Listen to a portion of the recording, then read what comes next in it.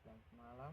Perkenalkan, nama nama lengkap saya Yaref Seltilsai, NIM 2004 06 0126,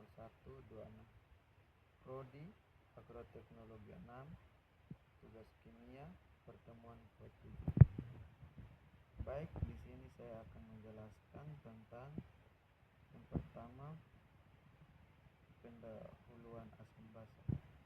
Menurut teori Arrhenius, asam adalah spesies yang mengandung ion hidrogen H+ atau H3O+, dan basa mengandung ion hidroksida OH- sebagai contoh larutan ion fosfat dan karbon bersifat basa.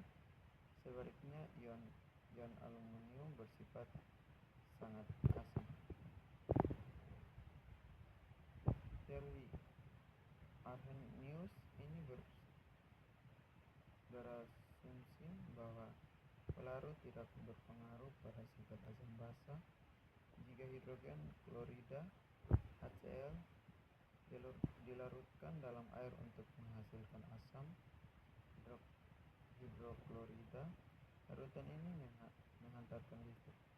Tetapi jika dilarutkan dalam pelarut seperti benzena C6H6, larutannya tidak menghantarkan arus listrik. Perbedaan sifat HCl di dalam pelarut benar-benar berpengaruh terhadap tingkah laku satu pelarut. Yang kedua,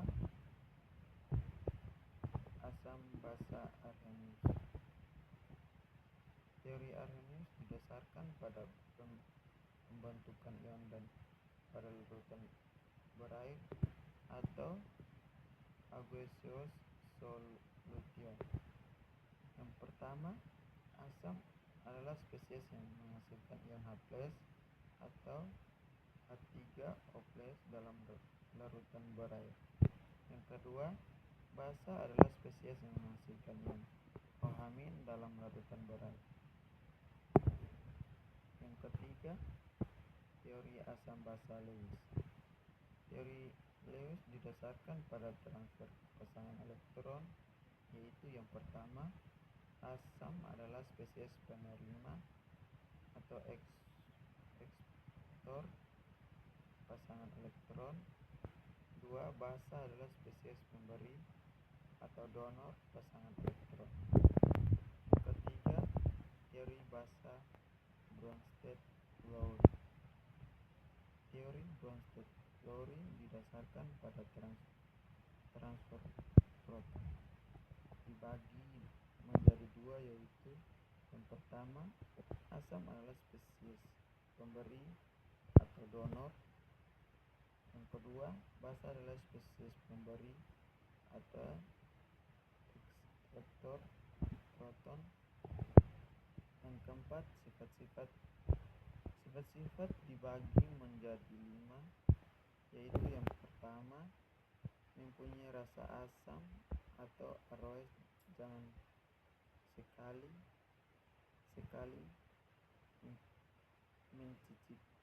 mencicipinya. Kata asam berasal dari bahasa Latin acere yang berarti asam. Yang kedua, mengubah lakmus dari warna biru ke merah. Yang ketiga, larutan asam menghantarkan arus listrik atau bersifat elektronik.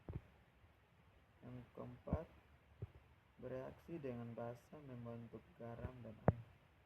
Yang kelima, menghasilkan gas hidrogen ketika bereaksi dengan logam seperti logam alkali tanah, seng, aluminium.